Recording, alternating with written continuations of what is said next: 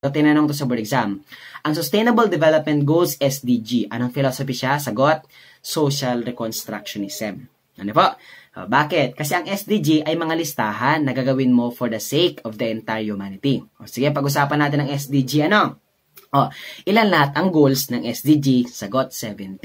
Tinanong din to, ano ang goal number 1? Sagot, no poverty. Anong goal number 2? Zero hunger. Tinanong pa to sa board exam, sa lahat ng goals, sa 17 goals, anong goal dapat si teacher mag-focus? Sagot, goal number 4. Anong ibig sabihin ng 4? Quality education. Tinanong pa to sa board exam, ano po? Anong taon niya nagsimula? Sagot, 2015. At anong taon magtatapos? Sagot, 2030. Ano po? Ito last question, tinanong SDG. Ang tanong sa SDG ay, alin daw dyan ang totoo sa SDG? Ang sagot ay, these are the to-do list, mga listahan, for the sake of the entire humanity. Bakit? Simple lang. Sustainable Development Goals, o di kung may goal ka sa buhay, may mga listahan ka na gagawin mo para ma-accomplish ang mga goals mo.